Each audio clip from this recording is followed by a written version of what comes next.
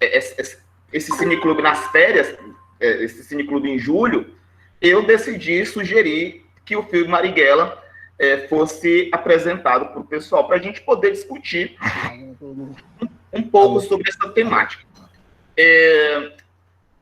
Então, o filme Marighella, ele é um filme, eu gosto sempre de apresentar a ficha catalográfica quando a gente vai apresentar um filme, porque eu acho que é muito importante, né?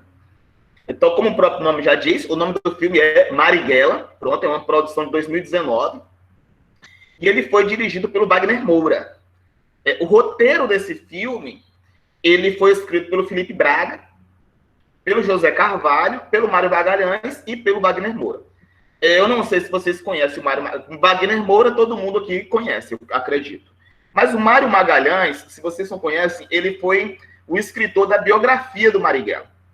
Mas foi uma biografia lançada por volta de 2012, mais ou menos, 2012, 2013, e é considerado um dos documentos mais fidedignos sobre a trajetória deste revolucionário brasileiro, né, desta grande personalidade brasileira. E o Marighella, ele tem uma característica muito interessante, porque ele é um baiano, filho de uma ex-escravizada, e o pai dele era italiano, daí o nome Marighella, né, o Carlos altamente brasileiro, mas o Marighella é de origem italiana. Então, nós vamos ter no roteiro, nós temos a Adriana Esteves, temos o Bruno Gagliasso, Ana Paula Bouzas, nós temos o Seu Jorge, que vai interpretar a figura do Marighella. Quando esse filme foi lançado, inclusive, ele fez uma série de discussões, por exemplo, a respeito da questão cromática, né, heterocromática, que foi a cor do Marighella. Muito se questionou a respeito se o Marighella era preto ou se o Marighella não era preto. Negro ele era. Provavelmente ele não era retinto da maneira com que o diretor optou por colocar a personagem principal, no caso do Wagner Moura. Mas isso é uma questão também que é para problematizar o filme, né? Então já é um elemento que você problematiza. Então, é um filme que, como todo mundo sabe, ele sofreu uma censura por parte do governo, porque o Marighella, ele foi considerado um dos indivíduos, ele tinha essa alcunha de ser o inimigo número 1 da ditadura militar, né? Então, ele foi um forte opositor de duas ditaduras, que é uma coisa que é importante nós destacarmos, que, embora no filme só apresente a ditadura civil-militar de 64, mas o Marighella, ele foi um indivíduo que também foi um forte opositor da ditadura de Vargas. Inclusive, ele foi constituinte, né, na Constituição de 1946, quando Vargas renuncia, né, em 1946, nós vamos ter um processo de democratização, e naquela Constituição daquele ano, o Marighella, ele participou pelo PCB.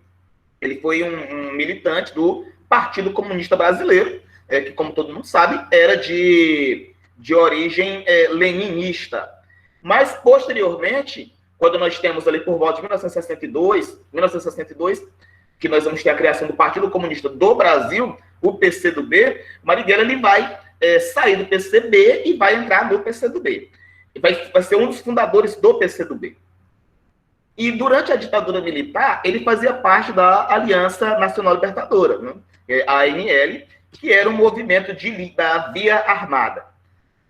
O PCB, aí é uma coisa interessante para a gente entrar numa questão dos partidos políticos, que é o seguinte: o PCB, que também é conhecido como Partidão, que Carlos Prestes foi um dos seus grandes fundadores, o PCB, ele não era da linha armada, né? O PCdoB, sim, era da linha armada. Então, o Marighella, ele fazia parte de um movimento que nós vamos conhecer por guerrilha urbana, né? A guerrilha urbana seria uma forma de você tentar desestabilizar a ditadura através de movimentos de via armada na cidade. Nós vamos ter nesse período dois tipos de movimentos, dois tipos de movimentos de via armada distintos no Brasil. Você tem um movimento urbano e nós temos um movimento rural, a guerrilha rural. Nós vamos ter várias guerrilhas no Brasil. Nós temos a guerrilha de Caparaó, nós temos a guerrilha de Três Passos. A guerrilha de Três Passos, ela foi a primeira guerrilha contra a ditadura no Brasil, que aconteceu no Nordeste. Posteriormente, nós vamos ter a mais famosa, que foi a Guerrilha do Araguaia, que todo mundo conhece. Mas a Guerrilha do Araguaia vai acontecer bem depois da morte do Marighella, né? Para a gente não associar. O Marighella morre em 1969 e a Guerrilha do Araguaia ela vai acontecer entre 1972 e 1975. Né? Então, são aspectos históricos interessantes para nós podermos entender e poder situar o filme no tempo histórico. Né? Então, você observa ali o filme, a trama do filme um drama, né? um drama ou uma tragédia, por assim dizer, dependendo da interpretação de cada um. Eu vejo um filme como um drama e uma tragédia, e vai apresentar um pouco da trajetória, principalmente da trajetória militante do Marighella. É um filme com fortes traços biográficos, vai apresentar um pouco da relação dele com o filho, mostra um pouco mostra a relação com os membros da ANL, né? E a estratégia que eles utilizaram para espinafrar a ditadura, através dos panfletos. E uma coisa muito interessante que o filme apresenta também é a relação que o governo do Brasil deste período, desse governo da ditadura militar, tinha de subserviência com o governo norte-americano. Né? Era um governo totalmente subserviente e, como nós sabemos, a ditadura militar ela foi patrocinada pelos Estados Unidos através da Operação Brother Sun de 1964. Aí o filme apresenta, né, uma questão da escola, a maneira com que os professores ensinavam. Muito provavelmente aquele professor, quando o filho do Marighella diz não foi uma revolução, foi um golpe, muito provavelmente ele era um professor de história que estava tentando apresentar, por exemplo, uma ideia de que você tinha que criar um mito fundador nacional de que o Brasil foi livrado do comunismo por um contra-golpe. Então você tem-se aquela ideia de que os comunistas iriam dar um golpe no Brasil e para evitar um golpe, comunista com apoio da União Soviética, os militares deram um contra-golpe e nos livraram do comunismo com aquela velha falácia do a nossa bandeira jamais será vermelha. Embora vocês observem que essa frase, por exemplo, a nossa bandeira jamais será vermelha, ela foi ressuscitada, por assim dizer, de uns tempos para cá, durante as manifestações de 2013, foi bastante utilizada por movimentos conservadores e movimentos pró-intervenção militar. No entanto, essa é uma frase que vem desde a Marcha da Família com Deus, né? A Marcha da Família com Deus pela Liberdade, ainda ali no começo de 1964. Essa ideia do Brasil não será uma nova Cuba, né? Então você tem um passado muito forte, que é uma coisa muito interessante, né? Que em se tratando de política, o problema não é o futuro, o problema é o passado. Porque o passado, não sei se é o Mark Bloch, acho que não sei se é o Mark Bloch que coloca isso, né? Historiador da Escola dos Análises, ele vai dizer que, na verdade, o passado ele domina o futuro. O Orwell quer dizer, né? O Orwell que fala isso, né?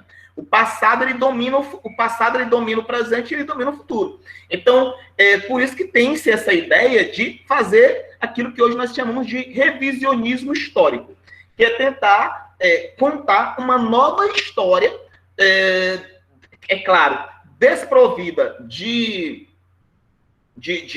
relação total com os fatos, principalmente a respeito da ditadura militar. Alguns vão dizer, não existiu ditadura, ou a ditadura não matou.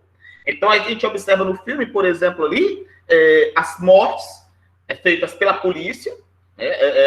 Interessante que não mostra muito o exército, mostra muito a polícia civil, com a figura do delegado Lúcio. Agora, quem é o Lúcio, pessoal? Pelas características, o Lúcio, aí você tem, foi preservado ali também a identidade, da mesma maneira com que acontece no filme do Lamarca. Eu não sei se vocês já assistiram o filme do Lamarca, para quem não assistiu, mas tem algumas coisas que são bastante parecidas. O Lúcio, ele é um cara que, na vida real, ele foi delegado do DOPS de São Paulo, chamado Sérgio Paranhos Fleury. E aí vocês observam que uma das trilhas sonoras, que é muito interessante, o filme encerra com uma música dos Racionais. Uma música chamada Marighella. E os Racionais tinha Diário de um Detento, durante muito tempo eu não entendi a letra quando ele falava assim, Fleury foi almoçar que se for da minha mãe. Né? Aí eu ficava pensando assim, o cara mandou a mãe dele e se fuder, aí depois eu disse, não, quando o Fleury, posteriormente foi outro político, né? Quando o Fleury está com seus compromissos, dane-se o mundo, dane-se as outras pessoas. E aí a gente observa ali uma relação do Fleury com membros que muito provavelmente são da embaixada norte-americana no Brasil. E o Fleury ele foi um sujeito que contou, sim, com um armistício muito forte para combater a ditadura militar. Ele esteve na perseguição do Lamarca, embora não tenha tido sucesso, mas ele foi um dos responsáveis ali pela execução do Marighella. E aí, como vocês observam no filme, no momento que o Marighella foi morto, ele não estava armado. Embora tivesse cápsulas de cianeto, se eu não me engano, para um possível suicídio, né, que era se porventura reconhecesse a possibilidade de um não combate às forças militares naquele momento. Uma outra coisa que o filme apresenta, que é muito interessante de ser destacado, foi a relação de alguns setores da Igreja Católica contra a ditadura militar.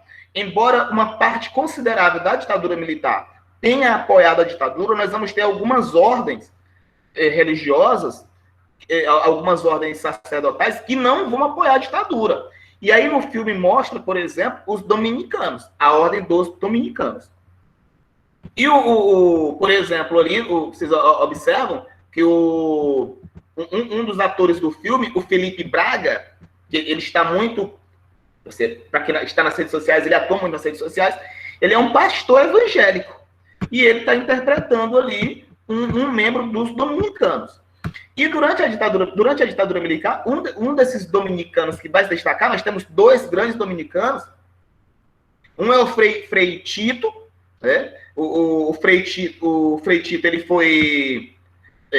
nós temos o Frei Tito ele foi torturado, altamente torturado, posteriormente não conseguindo sobreviver às memórias da ditadura e da tortura, ele comete um suicídio num seminário na Itália, e nós temos o Frei Beto. O Frei Beto tem um livro muito bom chamado Batismo de Sangue, que quem não leu, leia, e tem o filme também, acho que o filme já foi exibido no Cineclube também, que mostra também o modus operandi da ditadura, que foi a tortura e a censura, ou seja, a maneira de como não deixar que a população soubesse ocultar as informações a respeito do que estava acontecendo no Brasil naquele momento. Então, as pessoas estavam morrendo e a população não tinha conhecimento, não tinha informações a respeito do que estava acontecendo. E essa ressignificação, por exemplo, não é comunista. A notícia, os noticiários não é para notificar ações revolucionárias. Não é para notificar. Eles são terroristas, eles são assassinos. Viado. Isso e aquilo outro. Então, havia um esforço muito forte por parte das forças policiais ali, das forças do aparato repressor da ditadura militar, de ocultar ou distorcer as operações militares, as operações revolucionárias ou as operações contra a ditadura militar que estavam acontecendo naquele momento. Nós vamos observar a ideia de um processo de formação civil que o Marighella vai defender, uma formação dos indivíduos para combater a ditadura. Nós temos a expropriação dos bancos, muito cuidado para não confundir expropriação com assalto, né, que é uma outra questão que nós temos, né? Porque a ditadura militar ela era financiada por grandes empresas no Brasil, por grandes bancos, Bradesco, Itaú, Gerdau, Ultragás, todas foram empresas, grandes nomes do setor empresarial. Por isso que é muito comum nós encontrarmos também a ideia de ditadura empresarial civil-militar, né? Porque nós temos um capital privado que vai financiar as operações para a repressão contra os indivíduos que se colocavam contra o governo naquele período ali. E aí, posteriormente, no fim, nós vamos ter ali, diante de toda essa trama, né, da perseguição ao filho do Marighella, e ali no finalzinho do filme, por exemplo, quando eles estão ali na imprensa, e aquela mulher entra com a criança, se eu não me engano, ela é neta do Marighella. Ela é neta mesmo do Marighella ali, que está atuando no filme. Né? Então, de modo geral, é um filme muito bom. É claro que tem algumas... Ele é uma adaptação do livro do Mário Magalhães, né? Marighella, o homem que incendiou o mundo. E eu espero que vocês tenham gostado desse filme. E eu gostaria de ouvir vocês também, gente. Né? Posteriormente, eu falo mais. Muito obrigado.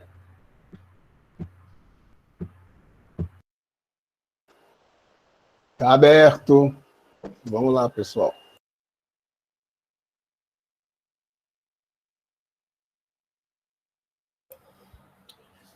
Boa noite, Marcial falando. Eu gostaria de começar dizendo que eu nunca tinha ouvido falar em Marighella. E a culpa de tudo isso, eu atribuo, assim, sem muita reflexão, ao sistema, né? E a historiografia brasileira, a história que, através do Estado brasileiro, tem negado a realidade de muitas situações que aconteceram nessa terra e que é negligenciado para muita gente, né?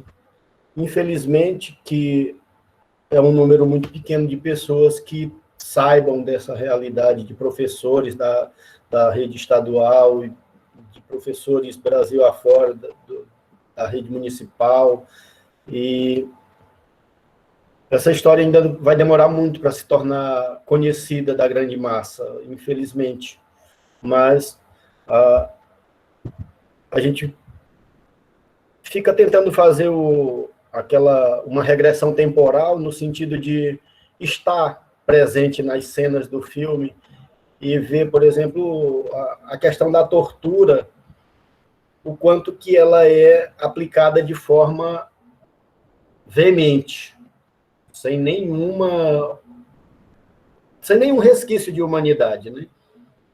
Mas uma parte do filme que muito me tocou é aquele momento em que ele fala que o que tem para oferecer no momento é a possibilidade de tortura e morte, e que não faz promessas a ninguém, ou seja, o conhecimento de que a repressão aplicada era para todos aqueles que se opunham à ditadura, e com tortura e morte.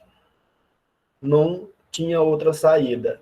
Então, aquele momento, a seriedade dele com os companheiros em fazer essa propositura, essa afirmação, dado que o momento era bastante tenso e que quem não quisesse passar por isso, porque era eminentemente óbvio, né, que saísse do movimento de resistência. Então, esse momento aí foi um dos que mais me marcou no filme. E um outro momento, que já em segundo plano, seria o momento que o menino está aguardando ele lá no banquinho, mas aí a esperteza do menino, todo o treino, todo o trabalho que tem por trás ali com as famílias dos revolucionários, no sentido de estar todo mundo alerta o tempo todo. Então, o menino, quando percebe toda a trama que está armada ali no momento, apesar de ser um lugar um tanto sem movimento, mas o menino percebe toda a trama que está rolando ali e faz o alvoroço e consegue fazer com que o pai fuja, né, naquele momento ali. Então, a gente vê que as famílias viviam em pavorosa, e a questão da liberdade totalmente reprimida, e a entrada nas casas pelas forças do Estado, a gente vê que era de uma violência muito grande, né? Por exemplo, quando aquele cidadão, que a família dele era do Ceará, quando ele retorna aqui, a imagem do filho enforcado, né? Ali é uma cena de terror, né? De terror. E aí é o momento que ele é preso também, torturado, e o que mais marca mesmo é a questão da tortura. E aí um filme desse era bom que muita gente visse para ter uma noção elementar do que de fato foi o movimento de ditadura. Principalmente aqueles e aquelas que dizem que no Brasil não houve ditadura e que chamam por esse retorno histórico desse momento tão avassalador. Eu acho que essas pessoas deveriam ver um filme desse. Muito mesmo. E aí eu pensei, eu fui lá no YouTube à tarde, até cometi um erro, dizer que o filme estava assim no YouTube, blá, blá, blá, porque lá está como filme, mas é um documentário. Aí eu acabei assistindo todinho. Quando eu fui olhar de novo, porque eu fui perceber que tinha mandado mensagem dizendo que não era um filme, era um documentário, e blá, e quando eu entrei já estava em curso, eu acho que eu perdi aí quase 30 minutos do filme. Mas, de qualquer modo, cá estamos e passamos a conversa rolar. Aberto para os colegas, agradeço.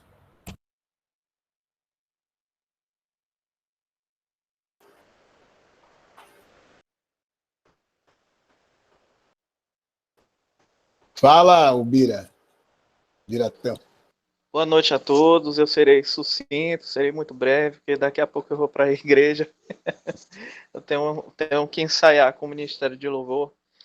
Rapidinho, viu, gente?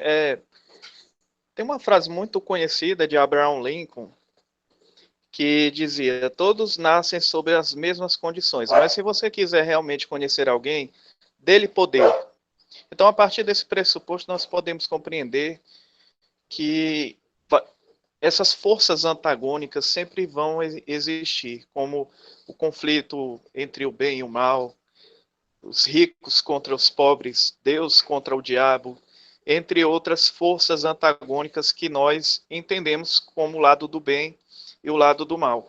Inclusive, uma música que era uma crítica contra a ditadura militar era Debaixo dos Caracóis os Seus Cabelos, né? Debaixo dos caracóis os seus cabelos, uma história para contar.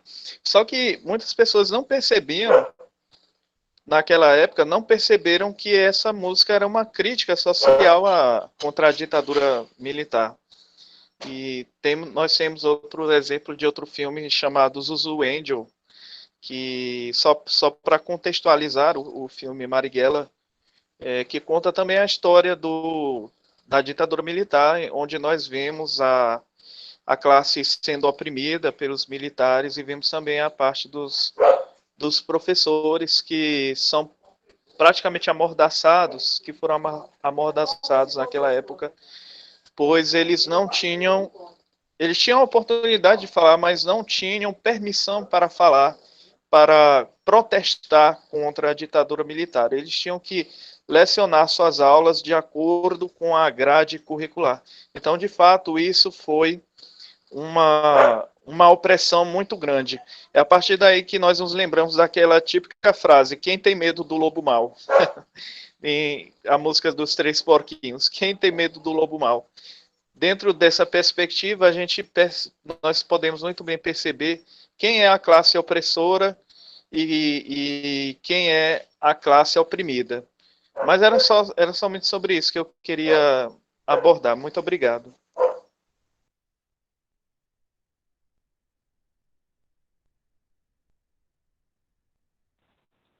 Boa noite.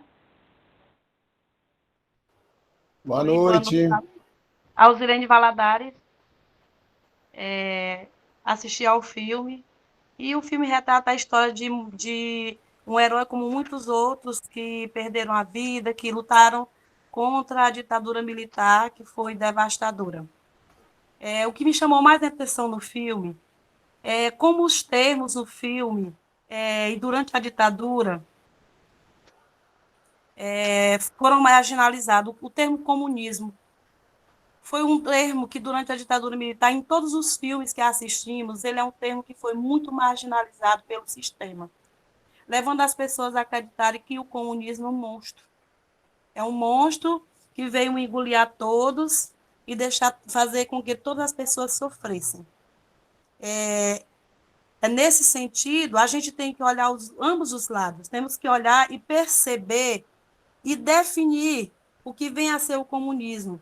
E cabe a nós, como educadores, desmanchar e tecer novamente um novo conceito. Outra coisa que me chama a atenção é o idealismo, a luta dos jovens num período em que não se tinham tantos recursos como temos na contemporaneidade. Sem recursos tecnológicos, eles lutavam com bravura por um ideal, o ideal de liberdade, o ideal de direito, o ideal de ter condições melhores de vida, contra preconceito. E hoje, trazendo para o tempo do agora, qual o ideal do jovem da contemporaneidade? Enquanto que a luta pelo ideal parece que adormeceu diante de tanta tecnologia, tanto meio de informação que temos de lutar pelos nossos direitos. Parece que adormeceu o ideal, enquanto que a ditadura, ela não adormece, ela permanece, ela está aí gritando e a qualquer momento ela pode ressurgir. Foram essas coisas que me chamaram a atenção no filme. O filme é de muita importância e que isso deve ser trabalhado, deve ser discutido como nós estamos fazendo aqui. Graças a Deus, nós temos a oportunidade de hoje estarmos aqui, tendo essa oportunidade de debater esse assunto, como aqueles jovens de antigamente não tinham. Hoje nós temos. Esse é o meu ponto de vista, é um filme bastante emblemático, um filme que nos leva a pensar, mais uma vez, sobre a ditadura que pode ressurgir.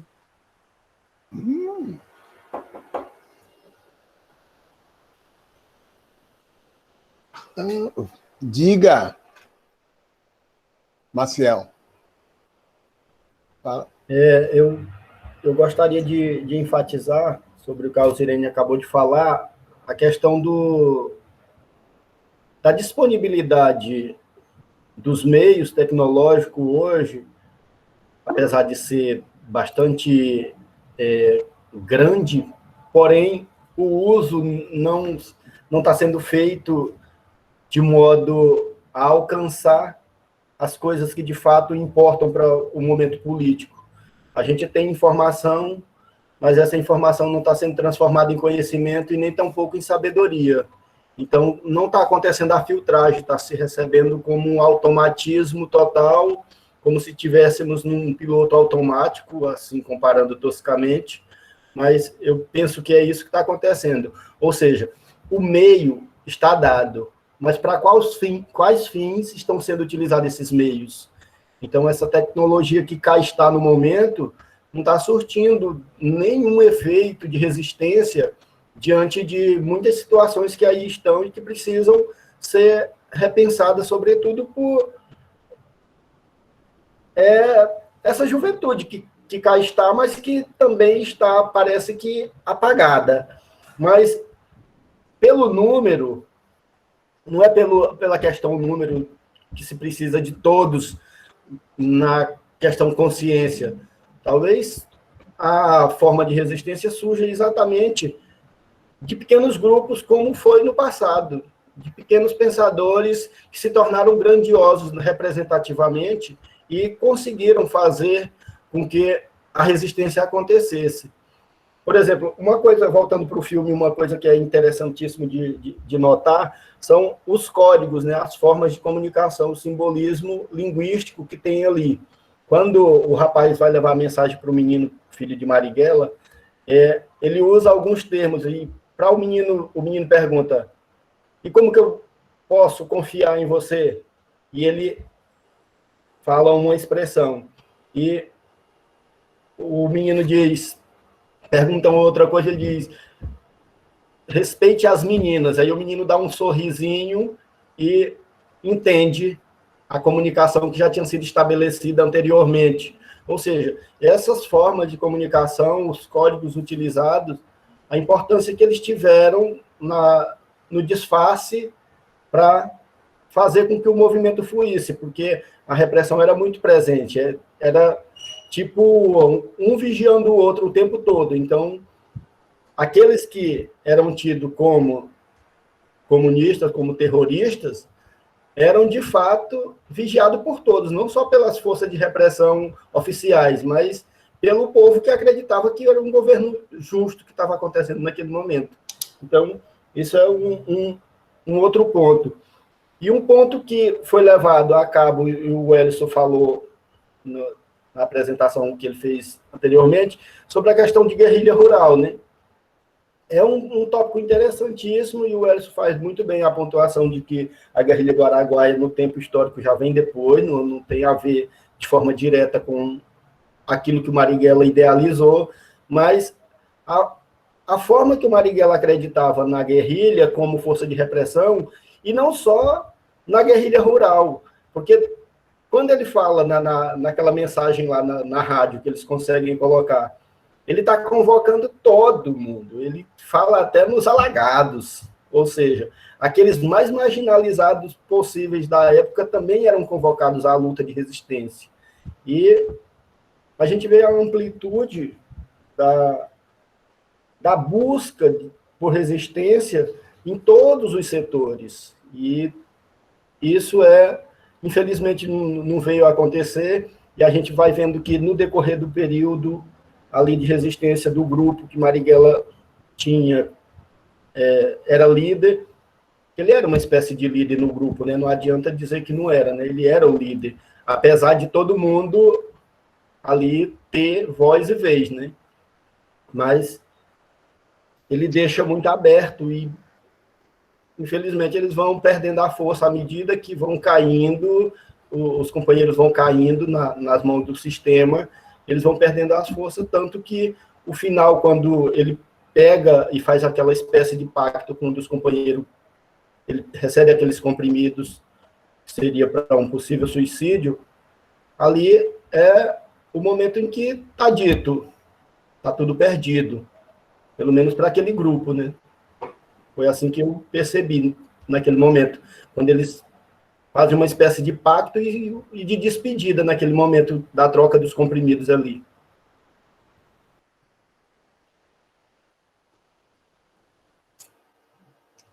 Thaís, você não quer tentar falar?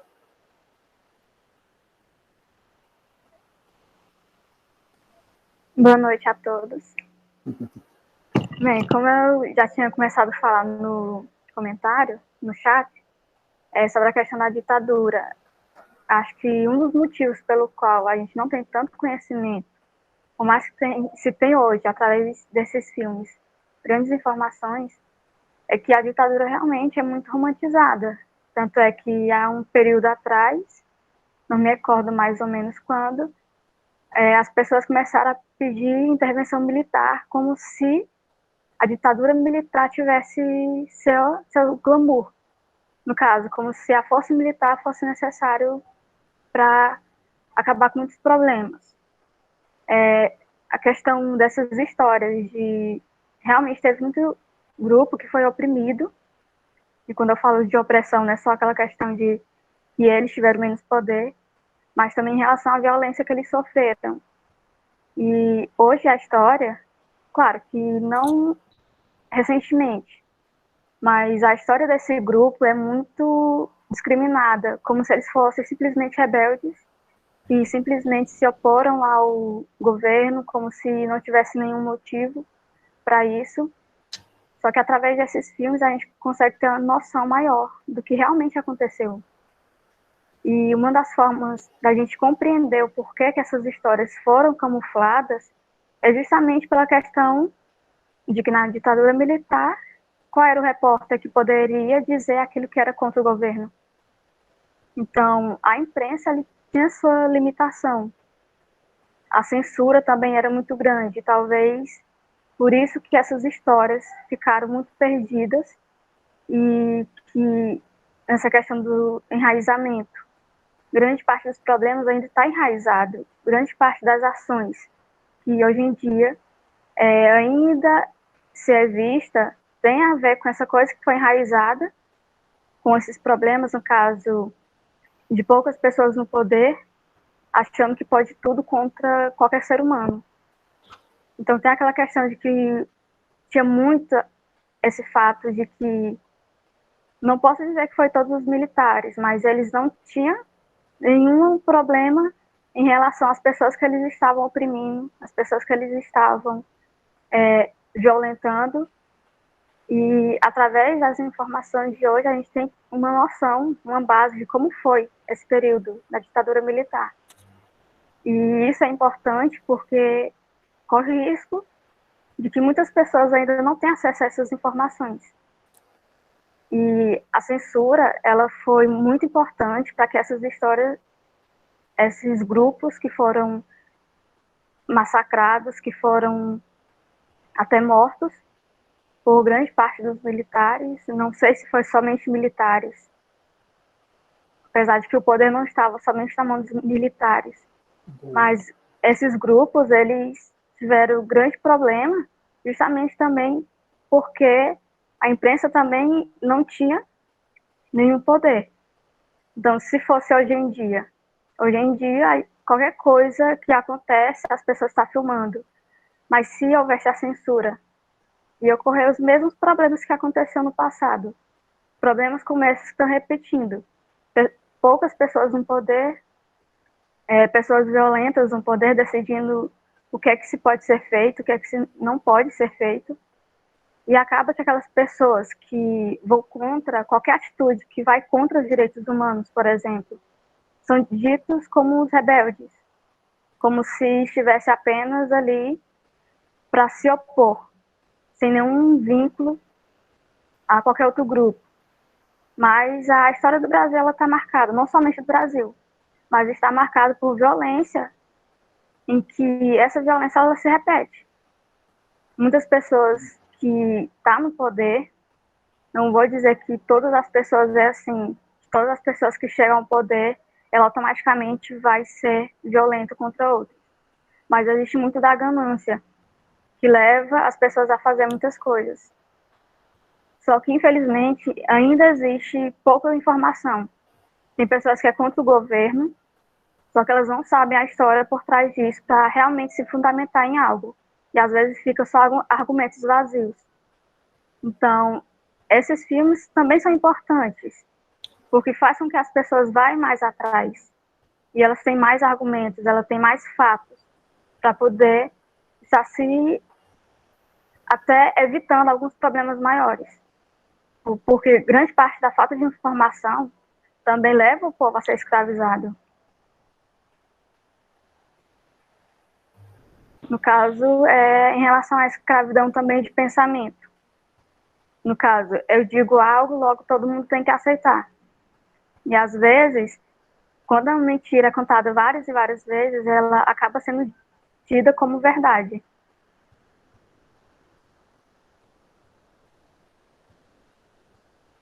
Complementando a fala da Thaís, Só uma coisinha só, Jeff. Pessoal, por favor, professor, preencham lá o formulário. Pode falar, Jeff. Ô, professor, desculpa aí, viu? Não é você não. É que eu quero avisar, porque eu olhei lá, só 10 pessoas preencheram. Mas pode falar. Obrigado, meu professor, querido e amado, viu? Muito obrigado. Então, colegas, é assim, complementando a fala da Thaís, só para a gente enfatizar que vale lembrar ainda, né, que aquele período da ditadura militar eram tempos de Guerra Fria, né, e que havia medo de um suposto perigo comunista, né, como se diz, né. Assim, naquele conflito que começou logo após o final da Segunda Guerra Mundial e foi responsável, né, por essa bipolarização ideológica, em que, na verdade, os Estados Unidos, que eram defensores do capitalismo, né, e a União Soviética, na época, defensora do socialismo, elas disputaram o quê? Disputavam a hegemonia econômica, né? Tanto a hegemonia econômica, política e militar no mundo, né, na verdade. Né? Então, isso era a nível mundial.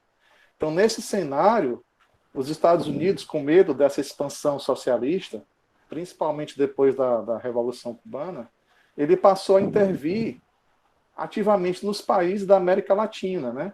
para impedir o quê? Para impedir justamente o crescimento das ideias consideradas comunistas, né?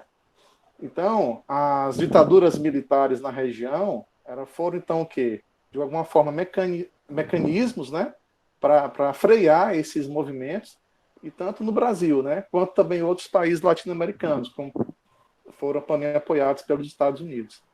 Não sei se os colegas estão lembrados, mas em 2014, documentos liberados pelos Estados Unidos, né, e investigados pela Comissão Nacional da Verdade, revelaram, na época, que mais de 300 militares passaram uma temporada na Escola das Américas, né, que era o Instituto de Guerra dos Estados Unidos, no Panamá, lá entre o ano de 1954 e 96. Né, os militares brasileiros tiveram aulas teóricas e práticas sobre a questão da tortura. Além disso, umas gravações liberadas pela Casa Branca, das conversas entre o ex-presidente na época, John Kennedy, né, e o embaixador do Brasil no momento, na época, Lincoln Gordon, comprovaram o quê? Comprovaram o envolvimento estadunidense, né, que é o envolvimento dos Estados Unidos, na ditadura militar brasileira. Então, colega, só reforçando a questão do envolvimento dos Estados Unidos nessa questão, tá bom? Obrigado pela oportunidade, tá, professor? Um abraço a todos. Marcos. Boa noite. Só um minutinho, deixa eu só complementar aqui uma questãozinha sobre a fala do Jeff, é que quando a ditadura se instala, Jeff, só um adendozinho, muito interessante a sua fala, trazer essas informações sobre a Escola da América e a Comissão Nacional da Verdade, né? É que o governo norte-americano ele vai enviar para o Brasil também especialistas em tortura. Por exemplo, nós vamos ter o principal deles foi um cara chamado Dan Mitrione. O Dan Mitrione, ele que ensinou as táticas de tortura para os membros do TOPS no Brasil. Então, é por isso que você observa ali, por exemplo, uma cena do filme, enquanto o cara está recebendo choque, eles cantam em volta dele. Aquilo ali foram táticas ensinadas pelo Dan Mitrione. Foi assim, uma espécie de instrutor, foi um instrutor da tortura. Ele foi um intelectual norte-americano que veio dar esse curso aqui. Olha, vocês vão torturar dessa maneira. Por quê? Para não acontecer o que aconteceu na Argentina. O que aconteceu na Argentina? Na Argentina, quando nós temos a ditadura na Argentina, da ditadura de Rafael Videla, o que você tem ali? Os caras pegavam o prisioneiro e matavam. Eles pegavam e matavam imediatamente. No Brasil, não. Eles pegavam, faziam interrogatório, prendiam o indivíduo e torturavam ele. Porque a tortura ela é pior do que a morte. Então, ele veio para ensinar esse sistema de buscar confissão do indivíduo. Porque, é claro, eu lembro da Dilma, quando a Dilma foi dar ela foi convocada, ela era ministra, acho que ela era ministra-chefe da Casa Civil na época, e ela foi convocada para dar esclarecimentos sobre, eu não me recordo, alguma coisa, acho que no que se refere à Petrobras, e tinha um senador na época, acho que do Rio Grande do Norte, o José Agripino, que ele sempre destacava o fato da Dilma ter sido, se não me engano, da VPR. Ele sempre destacava isso. E ela foi presa, né? Ali, por volta de 18 anos, ela foi presa, ela foi torturada. E ela dizia o seguinte: olha, eu tenho orgulho de mentir na tortura. Eu tenho muito orgulho de mentir na tortura. Porque não dá para você mentir na tortura. É impossível um sujeito, em plena racionalidade, ele conseguir mentir num pau de arara. Mentir num pau de arara. Ou mentir numa cadeira do dragão. Mentir durante uma sessão de empalamento. Ou de choque. Ou de qualquer outra forma de suplício. E ela dizia: eu tenho orgulho.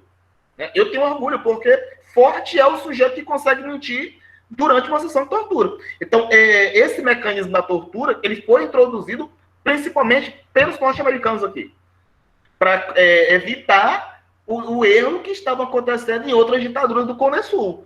Porque nós temos ali toda uma série de golpes militares. E aí, olha que coisa interessante. Recentemente, eu não sei se era o diretor da CIA, ele está fazendo uma excursão pela América Latina. E por um desses acasos, quando ele começa a fazer essa excursão, nós temos a manifestação em Cuba. Né? A manifestação contra o governo.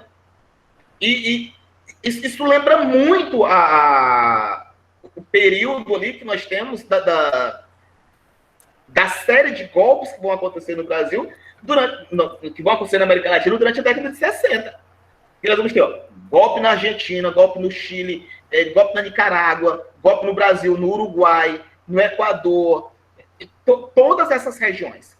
Não necessariamente paraíso, porque eu acho que é necessário ter uma visão mais ampla e mais sistemática da coisa.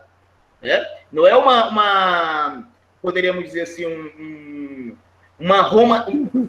pensamento russoniano, por assim dizer. Não é transformar a coisa numa questão russoniana. Até porque o próprio Estados Unidos não é o paraíso do capitalismo, né? As pessoas não morrem de fome porque o Estado intervém. A mão invisível do Estado nos Estados Unidos ela é muito visível, né, por assim dizer. Né? Essa é uma questão muito interessante de se destacar.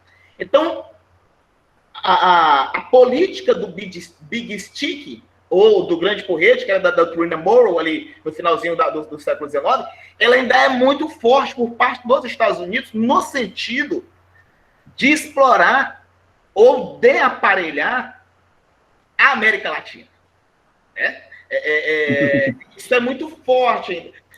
Só para passar a palavra para o Marcos, finalizar com uma fala, se quer, do Eduardo Galeano, né? Então, assim, as veias abertas da América Latina. Eu costumo dizer, principalmente nas minhas aulas, quando estou discutindo com meus alunos sobre a América Latina, eu costumo dizer o seguinte: as veias abertas da América Latina, elas continuam a sangrar. Né? E elas sangram muito.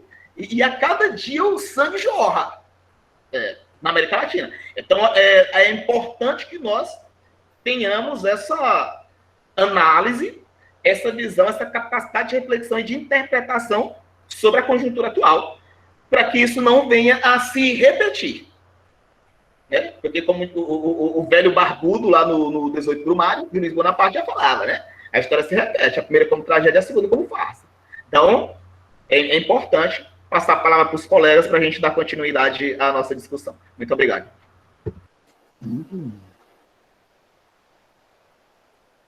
Vai, Marcos. Boa noite. Acho que é mais só para não ficar calado mesmo. Assim, eu, assim como a maioria dos colegas, também não conhecia bem a figura do Marighella, apesar de que é um nome que eu já ouvi muito, né? É daqueles nomes que a gente ouve muito, mas a gente acaba não tendo um interesse, assim, porque a gente já faz tanta coisa e tal.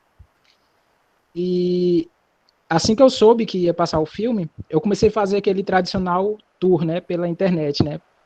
Ver algumas opiniões, ver alguns pedaços de documentário, né? Assim, aquela coisa bem superficial. Mas teve uma coisa que eu não consegui deixar de notar, é a ligação do nome do Marighella com o terrorismo. Todo lugar fala, né, esse cara é um terrorista, não sei o quê, não sei o quê.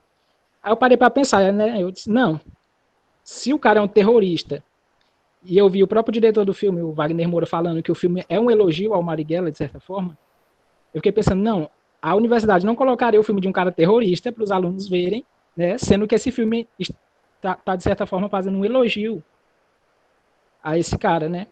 Aí eu parei para pensar muito no contexto, né? Porque eles estão abstraindo aquelas ações, né, da década de 60 e trazendo para hoje. Ficou falando, terrorismo, não sei o quê. Aí eu parei para pensar, não, se o Estado ele obstrui todas as vias democráticas, aí o que os caras vão fazer? Né? Vão tentar procurar alguma lei ali para agir ali dentro? Não vão achar, não tem para onde onde correr. Então, o que acontece? Tem que ter esse confronto, né? Então, acho que descontextualizam e acabam chamando de terrorismo e tal. Então, eu fiquei pensando muito nessa questão, né? Então, no caso, foi até uma tentativa de tentar construir vias, de certa forma, de fazer isso, né? O Ellison tinha até citado alguns setores da Igreja Católica, né? Na disciplina de movimentos sociais, a gente acabou de ver uns textos, né, sobre alguns setores da igreja também que ajudaram no movimento Sem Terra, tal, durante a ditadura e tal. Então, assim, são vias extraoficiais, né? Assim, por fora, né? Da questão, porque ali o Estado não daria esse espaço. Então, acho que são mais estratégias, né? Ficam mais como estratégias de tentar buscar ali e conseguir seus interesses ali naquele ambiente totalmente inóspito, né? Então, acho que eu vejo mais dessa forma, né? Em todas as épocas, né? Independente da conjuntura, sempre vão haver válvulas de escape, né? Estratégias para tentar restabelecer a democracia, né? É claro que a gente não está falando da democracia dos gregos, tal, mas pelo menos um ambiente minimamente democrático, né? Que é para as pessoas estarem achando novas formas de conseguir viver bem, né? Vou colocar assim. Pelo menos minimamente, porque é complicado, né? E esse debate eu acho muito interessante, né? Eu acho que é interessante ficar não só no Brasil, mas colocar a América Latina toda nesse contexto, né? Porque a América Latina sofreu muito com essas ditaduras, né? E é muito interessante ver como elas foram instituídas em cada país, e acho que conhecer isso daria até nos daria armas, né, para nos proteger, né, contra possíveis futuras novas tentativas de apropriação do Estado, né, e nos proteger contra futuras e tentar nos proteger contra futuras ditaduras, né, que são tentadas a todo momento e a gente nem percebe.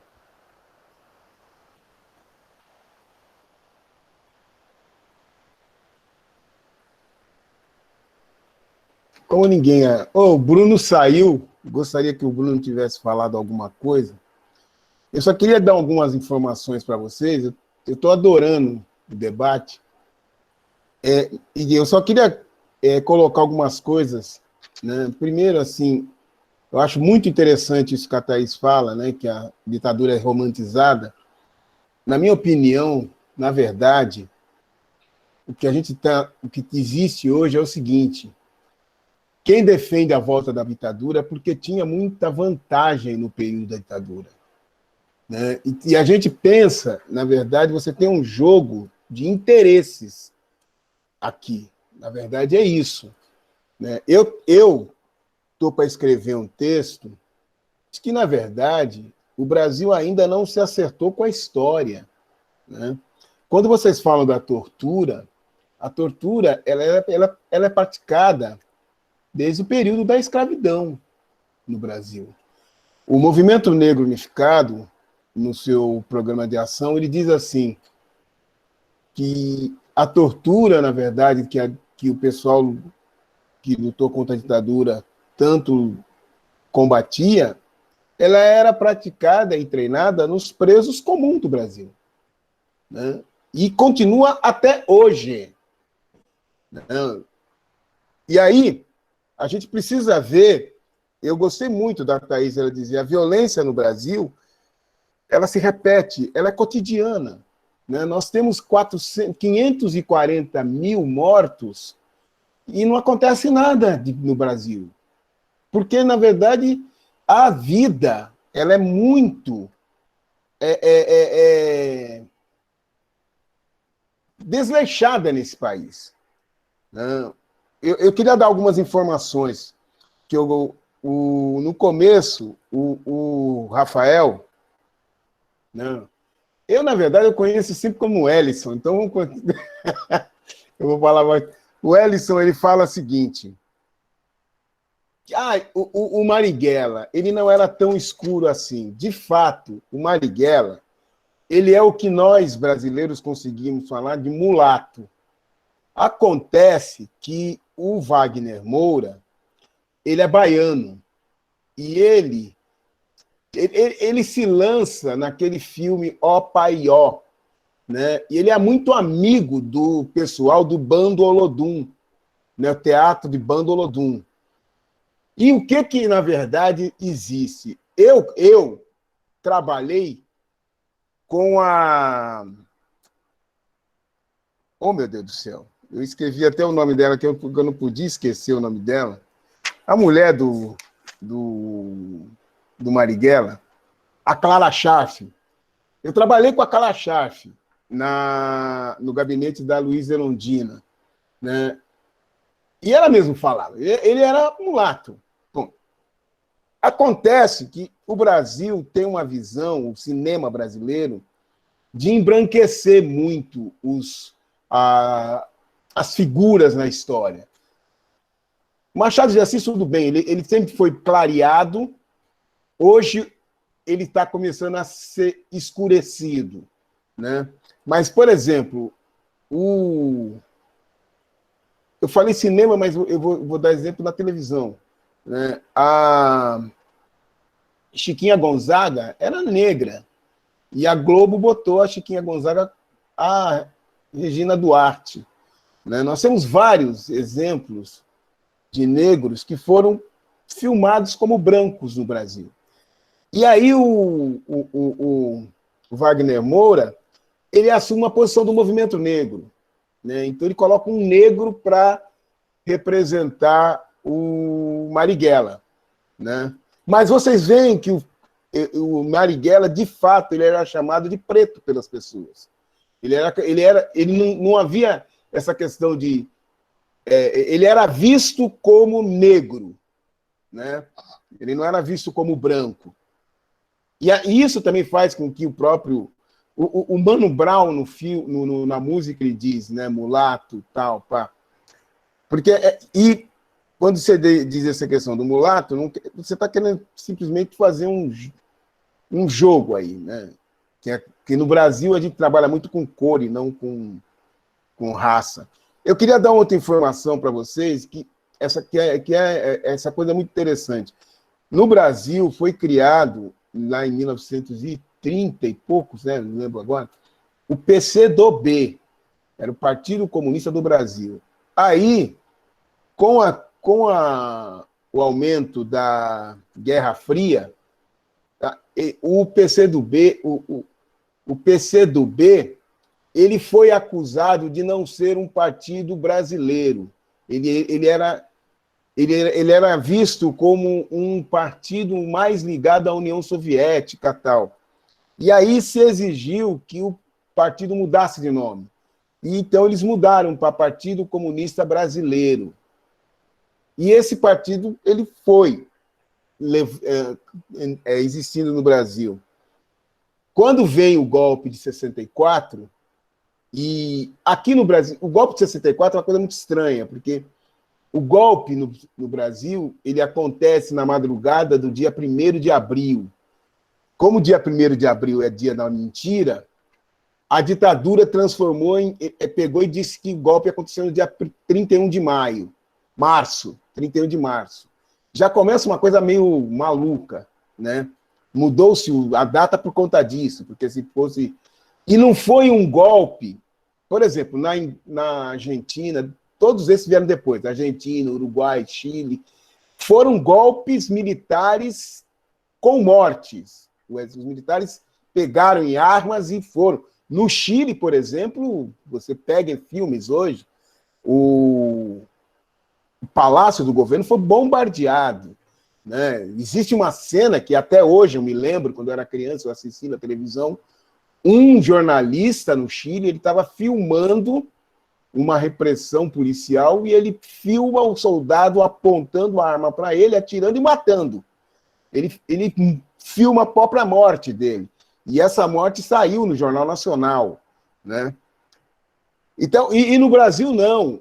O golpe militar no Brasil não teve derramamento de sangue, né? De uma hora para outra, de repente, os militares começaram a tomar conta dos quartéis, e até 1968, você não teve uma ditadura mesmo, né?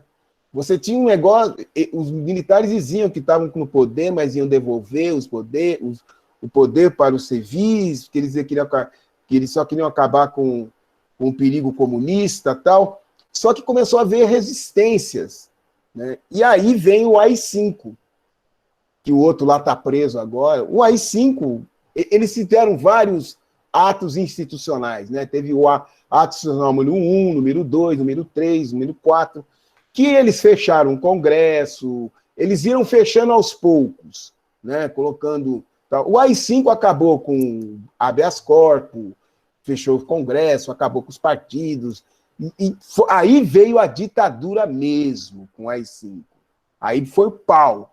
E o pessoal decidiu ir para o confronto. E nessa hora, o PCB decide não assumir a luta armada. Ele decide fazer uma oposição legal. E aí há um racha no PCB. E aí surge o PCdoB, que até hoje, na verdade, o PCdoB diz que eles são o partido de 1930. E é uma briga muito grande, né? Você tem o João Amazonas, com perto do grupo sai, e o PCdoB, ele rompe com a ideia de ir para a luta armada, né? Essa que é a questão. E o Marighella, ele era do Partidão, quando o PCB assume e não assumir, ele sai, né? Só que, na verdade, ao invés do PCB, o PCdoB aglutinar a oposição, não aconteceu isso. Começaram a surgir vários grupos, né? Aí você tem o MR8, era um movimento em homenagem ao Che Guevara, né? O nascimento do Che Guevara, o dia 8 de outubro, que eles resolvem fazer guerrilha urbana. Existiram vários movimentos. E o PCdoB faz uma opção de fazer uma guerrilha rural, se inspirando no maoísmo na China. Quando eles falam lá, estamos preparando um movimento no interior de Goiás, era a guerrilha do Araguaia, né? E o PCdoB, ele se preparou para isso, né? E o Marighella não, o Marighella, ele era da guerrilha urbana, de luta. Essa questão de se eles eram terroristas ou não, era o seguinte, guerrilheiros, eles estavam numa luta armada, né? E aí a ditadura chama quem é seu opositor de terrorista. E eles se chamam guerrilheiros. Eles estavam numa guerra, era uma guerra, de fato, no Brasil.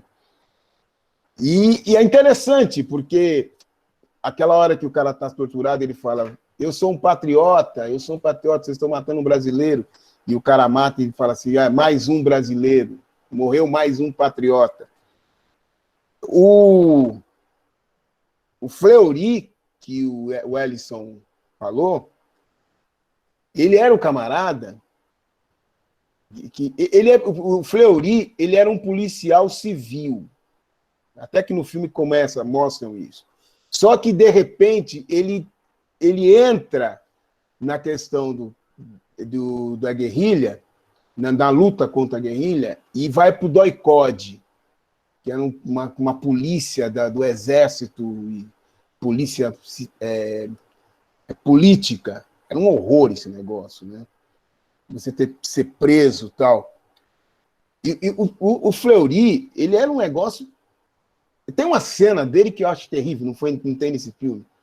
Ele queria prender a cúpula do PCdoB, que ele faz isso, que é o massacre da Lapa, quando ele mata uns 8 lideranças da Lapa. Ele prende um terrorista, né, um dos militantes, e como ele sabia que aquele militante era importante, ele precisava ter informação, porque quando alguém era preso na ditadura, a ordem era o seguinte, tinha toda uma mensagem para você se eu marcasse um encontro com vocês, tipo assim, olha, eu estarei no bar tal, às 18 horas. Se eu não chegasse até às 18h15, você tinha que ir embora, né? E se até às 17 horas, ou até o dia seguinte, eu não mandasse um aviso dizendo, olha, eu não pude ir por conta disso, sinal que eu caí, que eu fui preso. Então, você some. Então, você tinha 12 horas, pelo menos assim. Em 12 horas, se você não falou, eu sumo. E aí, eu que fui preso, o que eu faço?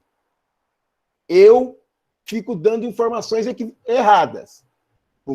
E aí, quando deu 24 horas, eu começo a dar informação de verdade. Então, aí eu falo, olha, ele tá em tal casa, porque eu sei que eles vão chegar lá, a pessoa já foi embora. E essa informação caiu pro Peoli. Ele prende esse rapaz, eu não me lembro o nome dele, eu tenho aqui no livro. O que ele faz é o seguinte, ele arranca os dentes do cara no alicate. Ponto. Porque ele falou, esse cara tem que me falar a informação agora. Ele arranca uns 4 dentes do cara no alicate. Acabou. É óbvio que o cara deu a informação, ele vai lá e invade, mata toda a cúpula do PCdoB.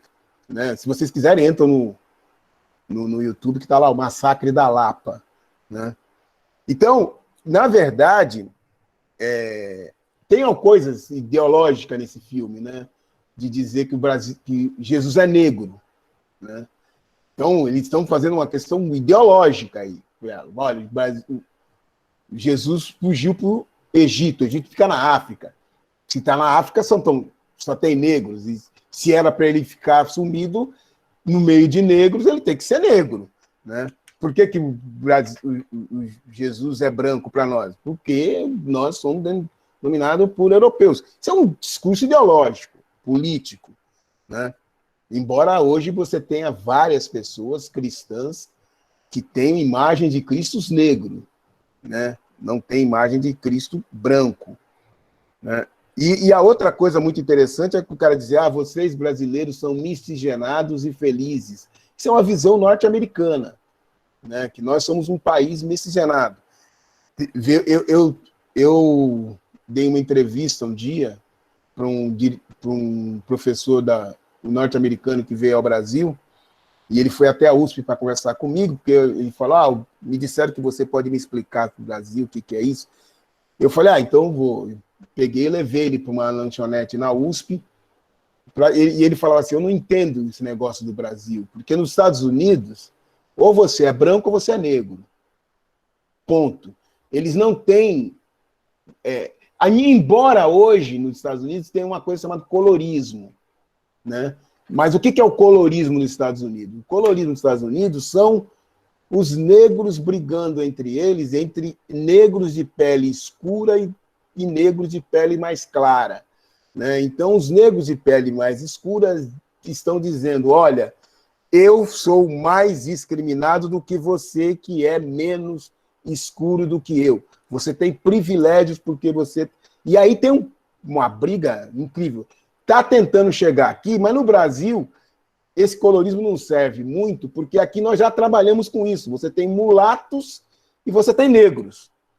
Você tem pardo e você tem pretos. Então, no Brasil, a pessoa se dizer parda não quer dizer que ela está dizendo negra. Embora o movimento negro diga isso e o IBGE também. Né? Mas aí eu falei, eu coloquei para ele, falei assim, não, é que no Brasil nós trabalhamos com cor. Né? E nos Estados Unidos não trabalha com cor. E aí entrava alguém, eu falava assim, esse rapaz, ele falava, esse rapaz é negro. Eu falava assim, não, esse rapaz é pardo. E aí, não, ele é negro. Eu falei, não, ele não é negro, ele é brasileiro, ele é pardo. O outro entrava, ele é branco. Não, ele não é branco, ele é negro. Eu falei, não, ele é branco, porque ele tem todo Aqui nós temos todo um jogo no Brasil, a ponto de que, por exemplo, aquilo que eu já coloquei, a professora Marilena Chauí, o camarada vai do censo, quando vai entrevistá-la lá para o censo, na hora da cor ele coloca branca, e ela fala, eu não sou branca, e ele fala, mas você não é professora da USP? E ela fica quieta. Depois, aí ela percebeu, quer dizer, por ela ser professora da USP, ela é branca. Eu, hoje, tenho consciência de que eu falo que na USP não tinha muitos negros, porque muitas pessoas que são consideradas negras, por ter a pele um pouco mais clara e serem alunas da USP, elas são consideradas brancas. A USP branqueia, ela clareia as pessoas. Eu mesmo, negro preto, cor da noite, né? Eu aqui fiquei clareado em Tocantinópolis, eu virei moreno escuro, moreno mais forte, porque eu sou professor doutor, então não posso ser chamado de preto, não posso ser chamado de negro. E isso é um fato real, né? Então, esse filme, ele tenta jogar essa questão. O Wagner Moura quis colocar essa questão do filme, né, de dizer. E a outra coisa só que eu queria dizer no final do filme, eu deixei passar tudo aquilo, porque o filme é a voz do Marighella mesmo. O Marighella invadiu uma rádio, fez aquela transmissão. Eu não sei nem como é que ficou essa gravação, não sei como. Eu acho que eles confiscaram lá e fugiram, porque ele transmite e depois eles fogem, né? Então, eu achei muito interessante, porque é o Marighella falando, né? E aí o Mano Brown, e é o Racionais, uma das últimas gravações do Racionais. E aí eu falei assim, puta, eu não posso nem cortar a voz do Marighella e nem cortar Racionais. Então eu deixei, porque eu falei, pô, isso para mim é fundamental, faz parte do filme, a música e a própria voz do Marighella. Vocês notarem a diferença, né? O ator, como é que é o nome dele? O Seu Jorge, tem a voz grossa. E o Marighella tinha uma voz um pouco mais fina, né? É uma voz mais delicada. E o Marighella, que eu gostei, uma coisa muito boa que mostrou, ele era poeta, ele era escritor. O que eu quero dizer? Que é muito bom a gente ver isso. Porque todo mundo imagina que, porque você vai para uma guerrilha, que você vai para a guerra, e foi mostrado isso. Nada, você é um ser humano. Mesmo, por exemplo, os torturadores, os camaradas da direita, eles também eram seres humanos, eles também tinham filhos, eles também tinham esposas, né? Todo mundo ali é pessoa, né? Só que cada um está defendendo as suas políticas ideológicas. E eu queria só fazer uma correção pequena no filme, né? Eles dão um exemplo de Cuba e Vietnã. Só vale o exemplo de Cuba, porque o Vietnã, os Estados Unidos só vão ser derrotados em 1970, né? Em 73, parece, né? Então, na verdade, quando estava acontecendo a guerra do Vietnã, ninguém poderia dizer que, na época do Marighella, ninguém ia dizer que o Vietnã seria vitorioso. Muito pelo contrário, os Estados Unidos mandou todo o seu exército lá, né? Foi a primeira grande derrota do exército norte-americano, foi na guerra do Vietnã. Depois ele teve a outra derrota no Iraque, e agora teve mais uma outra grande derrota no Afeganistão, né? Então, o maior exército, o exército mais poderoso da Terra, teve 3 derrotas com 3 países pequenos: o Vietnã, o Iraque e o Afeganistão, né? Que eu acho que ninguém fala isso, né? Eu acabei de ler um texto agora, um cara colocou, acho que foi ontem, eu não sei se foi no UOL, eu não me lembro onde foi, mas o cara tá analisando isso, quer dizer, dessas derrotas sucessivas do exército norte-americano, né? E eu acho que não bastasse isso, os Estados Unidos perdeu a América, perdeu todos os países que ele apoiou, Brasil, Argentina, Uruguai, Chile, né? Todos eles hoje não estão mais sob o domínio dos Estados Unidos, o que eu acho bastante interessante isso. E para encerrar minha fala mesmo, Marcos, a democracia que a gente quer é a democracia dos gregos. Porque a democracia dos gregos tinha escravo. Na democracia dos gregos, as mulheres não tinham participação, nem os pobres. Quem participava eram os eupátridas, né? Então, e essa questão, a democracia não é um par. Por enquanto, nós não tivemos ainda um regime em que democracia significa igualdade entre todo mundo. Os Estados Unidos era uma democracia com um racismo explícito, né? A Europa é uma democracia com N problemas, né? E não vou dizer que é do capitalismo, não. O problema é que você defender... Hoje nós temos uma sociedade democrática, o Brasil, embora nós tenhamos aí com esse problema desse desgoverno, nós somos um país de democracia que tem uma participação que nenhum outro país do mundo tem. No nosso país, você, a partir de 16 anos, tem direito a votar. No Brasil, homem, mulher, alfabetizado e analfabeto. Né? O voto no Brasil é um voto universal. Né? Não dá para dizer que o Brasil não é uma democracia. Mas tem racismo, tem machismo, tem sexismo, homofobia. Putz, é uma desgraça. Né? Mas é democracia. E a democracia, infelizmente, tem isso. Né? Infelizmente, a gente luta para tentar melhorar nossas relações sociais. Né? E eu acho que a gente deve continuar lutando, não devemos parar, não. E eu queria dizer que, para mim, hoje foi um dos melhores debates que eu já vi aqui. Não estou dizendo que acabou ainda não, gente, mas é que eu estou, assim, impressionado com o nível que vocês têm hoje. Eu tô feliz. Fala aí, Marcos. Eu queria mais só dar uma opinião, né? Acho que por mais que a opinião não seja refinada e tal, mas acho que é melhor isso do que simplesmente fazer um Ctrl+C, Ctrl+V de alguém. É sobre essa questão que a gente vem martelando desde o início, né? Sobre a escolha do ator, né? Do Seu Jorge. Porque, como você bem colocou, o Marighella é mulato, né? Aí eu lembrei de uma professora, inclusive a professora da USP, agora eu não lembro mais o nome.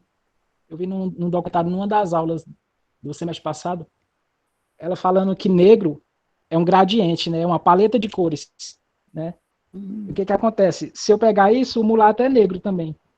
Só que aí eu lembrei de uma fala do Wagner Moura, onde ele fala o seguinte, qualquer questão social no Brasil passa pela questão racial.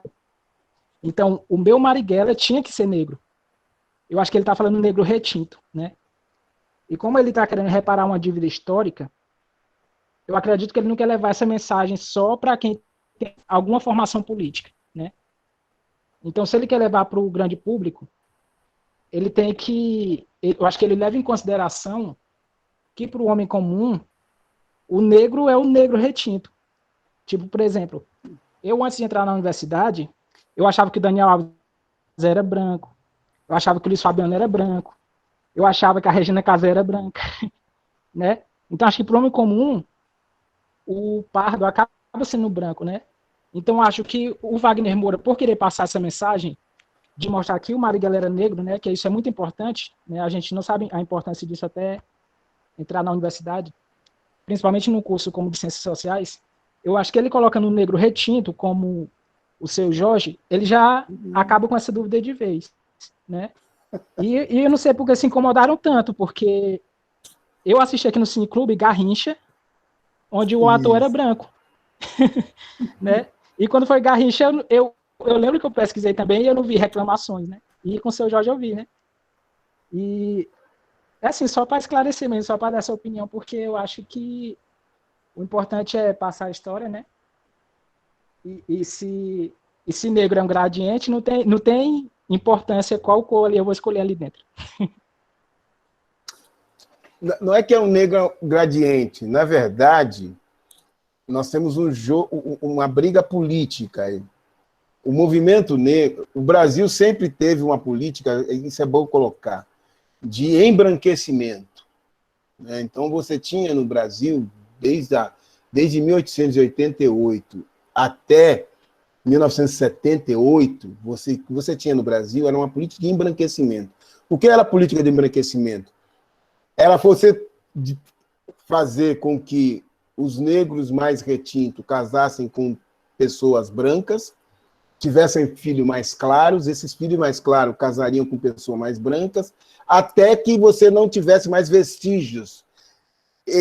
Isso é o que defendeu foi João Batista Lacerda, em 1911. Né? O interessante é isso, né? A política do embranquecimento era a seguinte: você tendo algum sangue branco, você está embranquecendo. Você não leva em consideração a questão negra. Eu até tenho uma imagem, até hoje, de um pai negro. Uma vez ele falou, era um senhor, né? Que ele colocou numa reunião que o filho dele, um dia, começou a namorar uma branca. E ele falou que ele estava contra, tal. Falou, filho, você deve namorar uma mulher igual a eu e a sua mãe. Aí um filho falou, pai, eu quero limpar a minha raça. E aí o pai falou assim, tá, tudo bem, filho. O problema é que você está sujando a dela, né? E aí eu achei muito interessante. Aí o movimento negro, principalmente pelo MNU, vem com a política de enegrecimento, de dizer o seguinte: qualquer pessoa que tem sangue negro é negra, não importa o tom da pele. E aí o que o MNU vai colocar aí? E aí o movimento negro assume isso. Que o pardo é negro. Qualquer pessoa que tenha um traço que seja negro... E o que ele está dizendo? Cabelo, nariz, boca... Não importa se a pessoa é clara. É diferente dos Estados Unidos. Os Estados Unidos é o seguinte: se você tiver uma descendência negra, não importa como é que você é. Se você é branco, se você é preto... Não, você tem uma descendência negra, você é negra. Se você pegar um documentário dessa cantora, como é o nome dela, que famosa pra caramba? Ai, gente... que fez aquele filme lá, que deu o maior problema.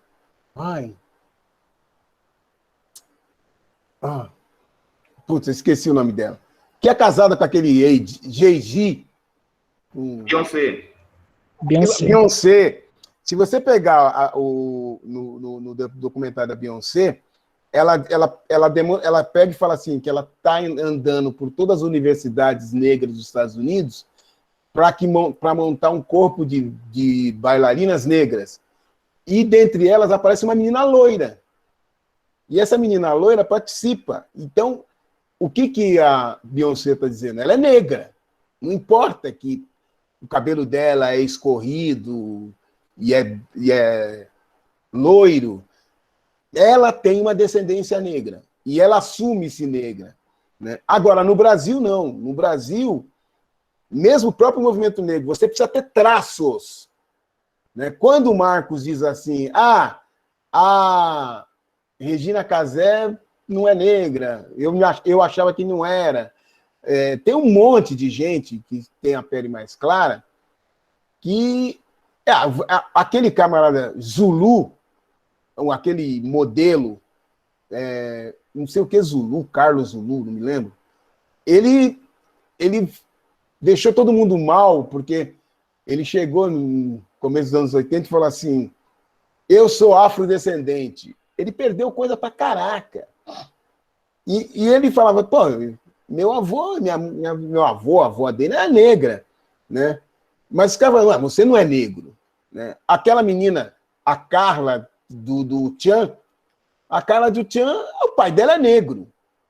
Então, a Carla do Tchan é negra. Só que nós não famamos ela de negra, entendeu? E ela é baiana, então, na Bahia é mais ainda. Então, essa questão da cor no Brasil é muito complexo. O próprio Mano Brown, Né? O Mano Brown ele fala, eu sou negro, mas ó, o pai dele é branco, a mulher dele é negra. E ele fala, pô, eu sou mulato, entendeu? Mas eu sou negro. Porque o Mano Brown diz, pô, ele não é tão escuro como o Ice Blue.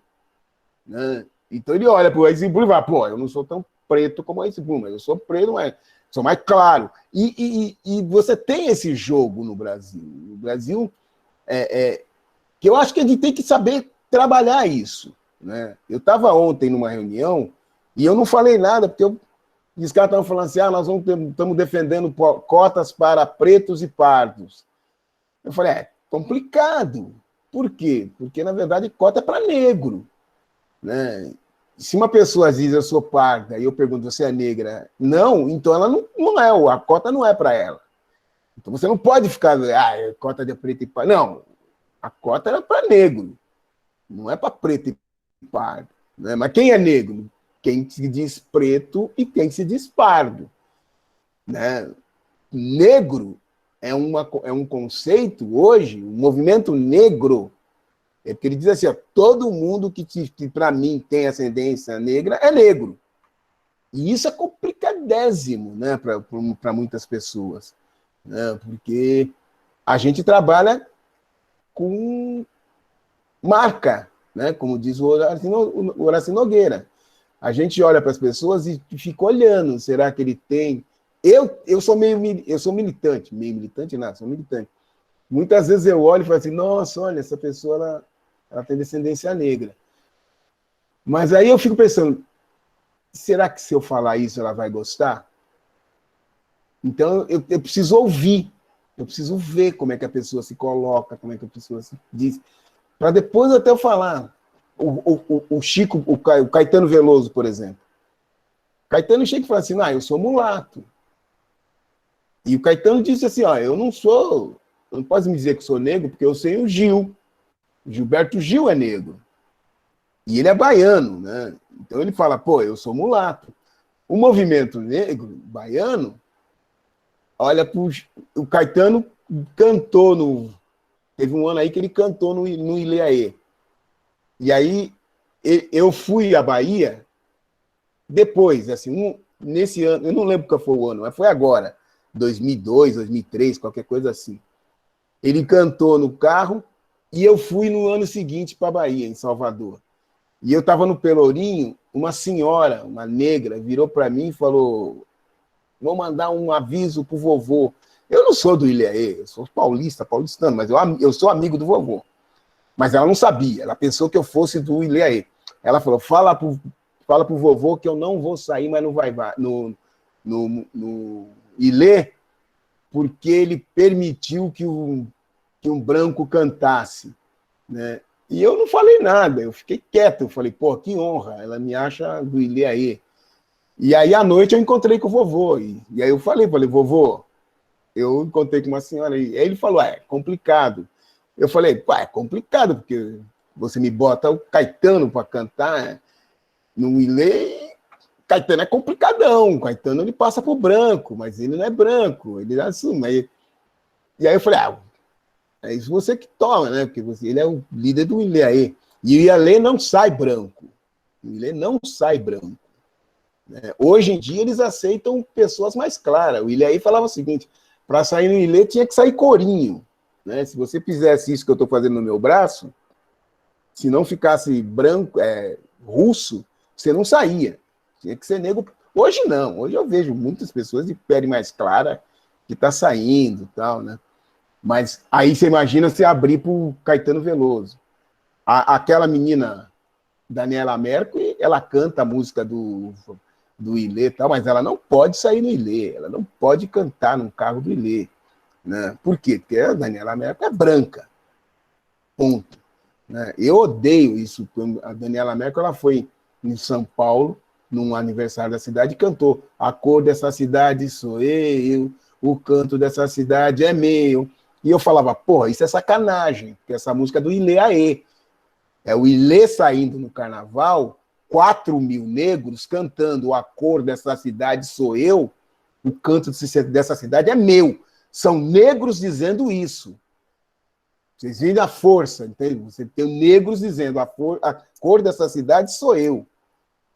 O canto dessa cidade é meu. Agora você vê uma branca que vai para São Paulo e fala: o canto dessa cidade sou eu, o canto dessa cidade é meu. Ora, os brancos olham, bate palma e entram em êxtase. E o Batistão ficou pé da vida, porque eu falei: olha a força da simbologia. É uma branca cantando, desvirtuou toda a proposta política, né? Mas isso é Brasil. O Brasil permite-se isso, né? E tem um outro camarada, por exemplo, o Jerônimo, ele tem uma música: eu sou negão, meu coração é a liberdade. O Jerônimo é pele clara. Eu não consigo dizer que o Jerônimo é branco. E eu fico olhando e falo: pô, mas é muito legal o Jerônimo cantando Eu Sou Negão. Aí eu canto. Eu falo: eu sou negão, meu coração é a liberdade. Sou do Curuzu, e lê. Agora, eu falando que eu sou negão, tudo bem. Agora, o Jerônimo falando, o pessoal da Bahia respeita, então eu também respeito. Né? Mas é interessante, ele é pele um pouco mais clara. E, infelizmente, a gente tem isso, pele clara. Né? Olhar para o Maciel, né? Ver eu, Maciel e o Ellison, são 3 tonalidades de negros diferentes. Você está entendendo? E eu já acostumei com isso.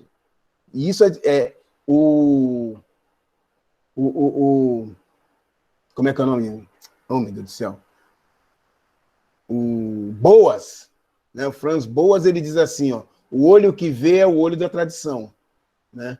Então, no Brasil, é muito comum você olhar, nós olhamos, e nós vemos mais brancos do que negro. Nós olhamos para o nosso Brasil, o nosso Brasil é mais branco do que negro. Eu, como sou militante, eu vejo o Brasil mais preto do que branco. Porque eu olho e eu tenho um olhar ideológico. Então, é que negócio que eu falo para as pessoas hoje. Eu falo assim: eu digo que não tinha tantos negros na USP, porque tinha muitos, eu chamo de desbotado, né? Tinha muito desbotado que estava passando por branco. E que curtindo. Na minha frente ele era branco. Agora eu, na USP, não pude ficar branco, né?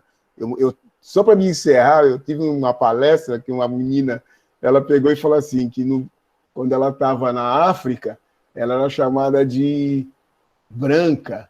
Quando ela foi para os Estados Unidos, ela era chamada de pardinha, né? E no Brasil, não, na África ela era parda, nos Estados Unidos ela era, eu não me lembro, eu sei que no Brasil ela era branca. E aí eu peguei e falei assim: pô, você é uma mulher feliz. Você pode ser branca, parda e negra. Eu não sou. Eu acho uma sacanagem. Eu só posso ser preto. Eu gostaria de poder ser mulato, embora agora eu sou um pouco no Tocantinópolis. Me dá mais felicidade no Tocantinópolis, porque aqui no Tocantinópolis deixei de ser preto. Agora eu sou professor, doutor, então eu sou moreninho, escuro, moreno. Não, o Marcel está dando risada, mas ele sabe o que eu estou falando. Né? As pessoas falam: não, ele é professor doutor, então ele não era negro. Porque negro é aquele outro lá que trabalha aqui da minha casa, que é pedreiro e tal. Ele não, ele é professor doutor, por favor, ele trabalha com caneta. Mas então eu falo: que beleza, pelo menos uma vez na vida deixei de ser negro. Aí eu sinto que é uma situação bastante interessante. É isso. Gostaria de ouvir mais alguma coisa. Eu estou percebendo que o Ellison está esgotado de sono aí, velho. Está bocejando E eu peguei carona e estou bocejando também. Eu acho que nós já conversamos bastante, foi muito proveitoso o debate. E, de fato, eu repito o início da minha fala: esse filme precisa ser mostrado para mais gente, né? E os documentários, as informações as quais o Marcos citou sobre o filme, né? Pesquisas para fazer mais reflexões são cabíveis e pertinentes para enriquecer essa percepção, né? Do que de fato é a ditadura no Brasil, né? O que foi e o que é, né? Porque, infelizmente, a gente não pode dizer que estamos totalmente fora de uma ditadura, né? E a eminência dela se instalar novamente acontece direto nas falas do líder supremo do país, né? E então a gente precisa repensar as nossas formas de resistência, né? E é isso, foi muito bom, agradeço. Foi legal. Eu só queria colocar uma coisa para vocês. Só uma coisinha que eu queria falar aqui, professor, rapidinho. Diga.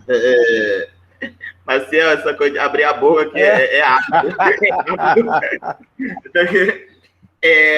A respeito novamente da ditadura, né? Ó, gente, eu queria até me desculpar com vocês a respeito de eu não ter enviado o drive do filme. Porque eu baixei o filme e eu tenho ele no drive, mas eu vou anexar lá no grupo do Cineclube, para quem quiser assistir, para quem quiser fazer download. É a questão da ditadura, o tanto que nós estamos próximos da ditadura militar. O tanto que a nossa região está próxima, que é o que eu estou me propondo a estudar na minha pesquisa, né? No mestrado. Então, por exemplo, o Carlos Marighella, que é uma coisa muito interessante, os Carlos da ditadura. Você tem 3 Carlos muito importantes.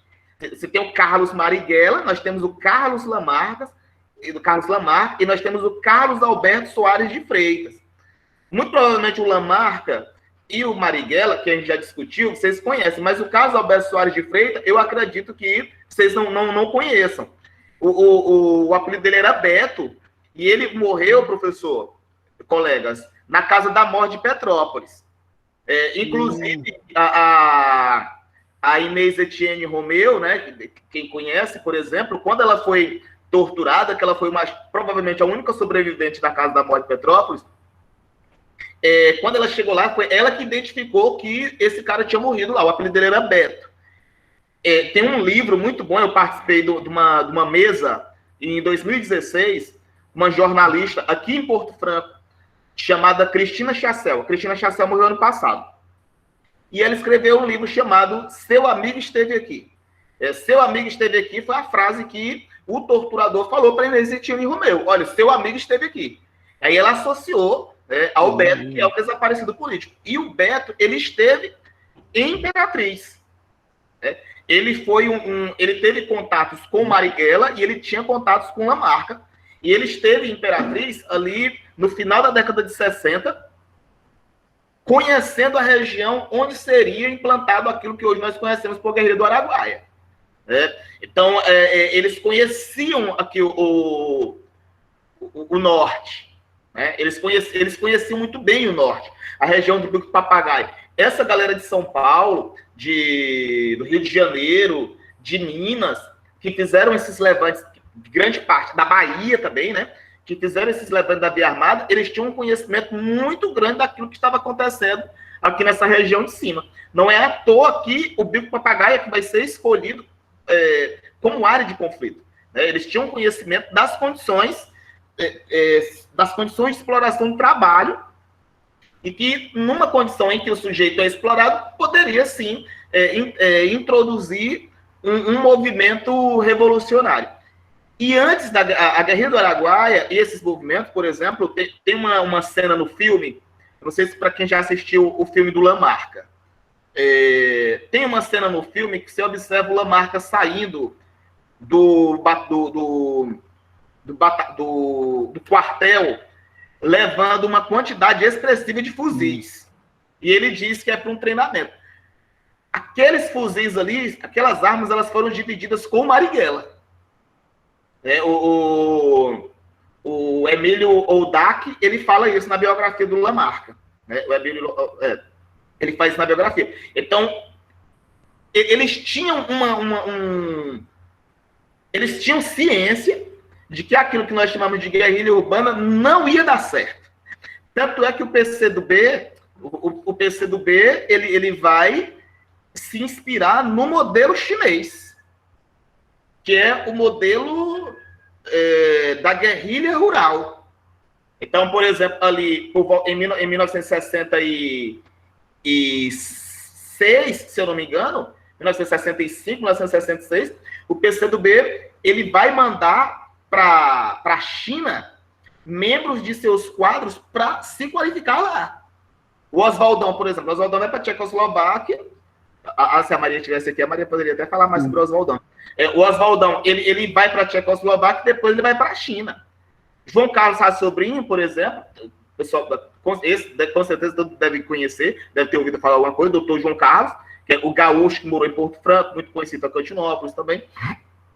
Ele fez cursos intensivos de cirurgia na China, na Academia Militar de Pequim. Foi ele com o Maurício Grabois, com o André Grabois, para lá, para poder, todo mundo já conhecendo as estratégias, a articulação de como você sobreviver na selva. Porque aí a gente tem a distinção ideológica do PCdoB para o PCB. Porque o PCB, ele segue uma linha stalinista ligada à União Soviética. O PCdoB, ele segue uma linha maoísta ligada à China. Então, nós temos essa questão aí. Então, essa ideia que o Marighella fala, aí, de fato, Marighella é poeta, né? Muito, muito educado. O Mário Magalhães, até na biografia dele, até diz que ele estava muito próximo de um comportamento punk. O Mário Magalhães fala isso. Você observa nas fotografias do Marighella, por exemplo, o cabelo dele é quase raspado do lado aqui, ó. Observa muito isso nas poucas fotografias, em algumas fotografias que a gente encontra dele com o maior destaque.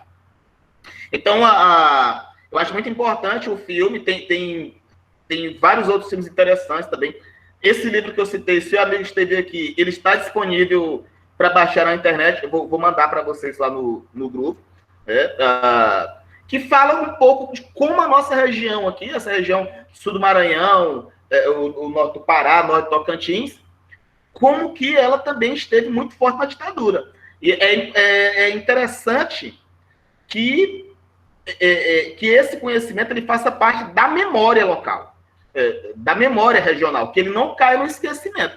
Na verdade, ele já caiu no esquecimento, mas é importante que se faça esse resgate, esse resgate histórico até para o conhecimento da própria identidade, né? Da identidade regional. De pessoas que foram presas em Tocantinópolis, de pessoas que foram mortas, de desaparecidos políticos da nossa região. Então, tudo isso é muito importante, porque às vezes a gente fala da ditadura militar como se fosse uma coisa distante, como se aconteceu lá em São Paulo, aconteceu lá no Rio de Janeiro, aconteceu na Bahia, aconteceu no Rio Grande do Sul. Aconteceu aqui na região tocantina também. Aconteceu aqui, nós tivemos mortes. A Operação Mesopotâmia aconteceu aqui. Então, a Operação Mesopotâmia foi um dos primeiros processos de conhecimento de área para combater a guerrilha do Araguaia. A operação acontece em 1971, em setembro de 1971. E a guerrilha do Araguaia começa em abril de 1972. Então, o Exército, nós tínhamos um movimento social organizado que conhecia muito bem. E outra coisa, quando ele fala no Goiás, ele fala no Goiás, o pessoal está se organizando. Antes da guerrilha do Araguaia eclodir, os primeiros guerrilheiros, eles chegam, o golpe é deflagrado em 64, os primeiros guerrilheiros chegam em 66, naquela região.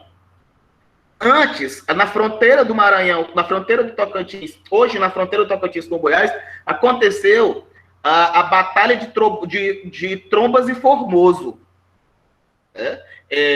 Se eu não me engano, entre 1954 e 1958, aproximadamente, 1956. E a revolta de Trombas e Formoso também teve características de guerrilha.